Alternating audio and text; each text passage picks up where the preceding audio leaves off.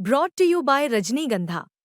यूं ही नहीं ताज ताज बन जाता है। शिल्पकारों का हुनर और चुनिंदा संगमरमर ताज को नायाब बनाते हैं। कुछ ऐसे ही चुनिंदा जगहों से बस खास ही चुनकर लाता हूँ। कतरे कतरे को मैं हीरे सा परखता हूँ। यूं ही नहीं मैं रजनीगंधा बन जाता हूँ।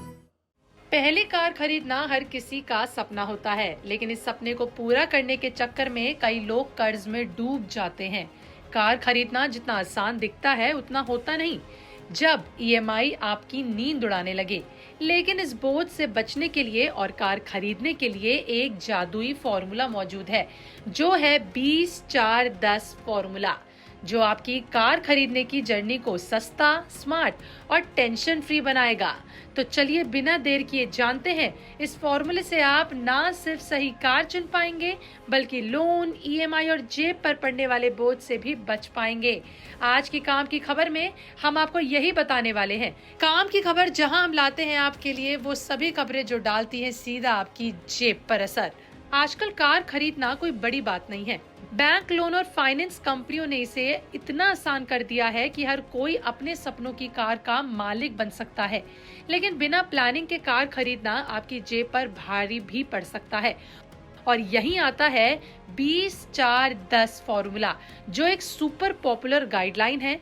ये फॉर्मूला आपको बताता है कि आपकी इनकम के हिसाब से कितनी कीमत की कार आपको लेनी चाहिए, कितने साल का लोन लेना चाहिए और आपका कुल खर्च कितना होना चाहिए। देखिए, अब इसको विस्तार से समझते हैं। इस फॉर्मूले को तोड़कर समझते हैं कि आखिर इस फॉर्मूले का मतलब है क्या। देखिए, इसमें 3 आसान नियम है। पहला है 20% डाउन पेमेंट।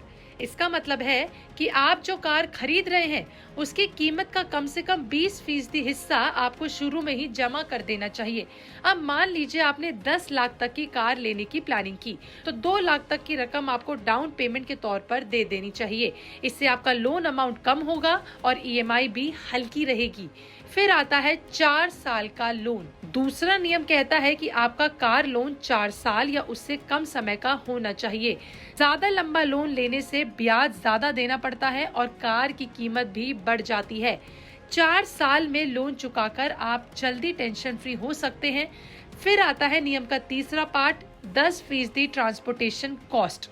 इस तीसरे नियम का मतलब है कि आपका कुल ट्रांसपोर्टेशन खर्च यानी कार की ईएमआई, पेट्रोल, इंश्योरेंस और मेंटेनेंस आपकी मंथली इनकम का 10% से ज्यादा नहीं होना चाहिए।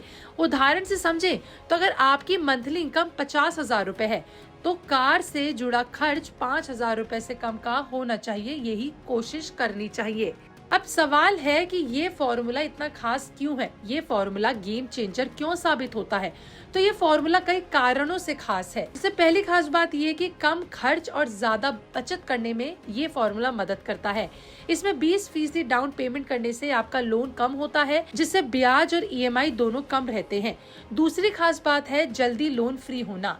4 साल का लोन मतलब कि आप जल्दी अपनी कार के मालिक बन जाते हैं बिना ज्यादा ब्याज चुकाए। तीसरी खास बात है जेब पर कंट्रोल होना।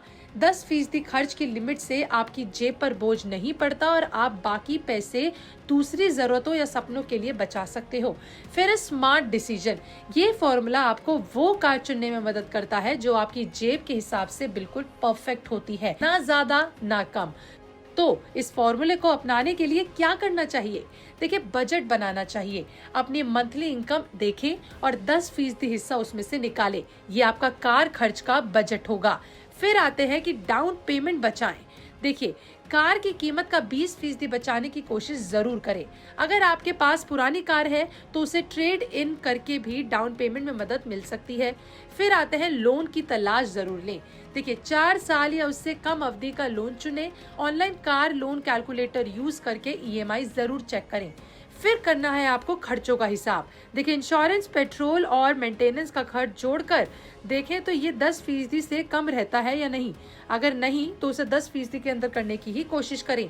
फिर करना है आखिरी में अपना क्रेडिट स्कोर चेक। देखिए, अच्छा क्रेडिट स्कोर आपको कम ब्याज रेट दिला सकता है और स्कोर कम है तो पहले उसे सुधारें।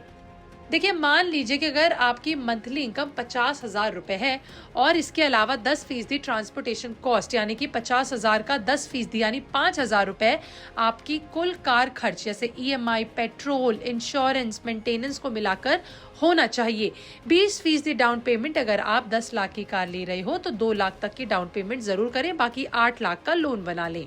4 साल का लोन रखें, 8 लाख का लोन 4 साल के लिए 8% ब्याज पर जरूर देते रहें। अगर आप इस रकम में अपनी कार लेते हैं तो आपकी EMI बनेगी 19,530 रुपए के करीब। लेकिन चूंकि ये 5,000 के बजट से बहुत ज्यादा है तो आपको और सस्ती कार चुननी होगी और डाउन पेमेंट बढ़ाना होगा।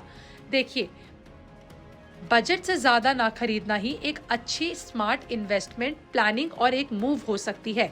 इससे इनकम पर ज्यादा जोर नहीं पड़ेगा और महंगाई का बोझ आपके ऊपर नहीं आएगा।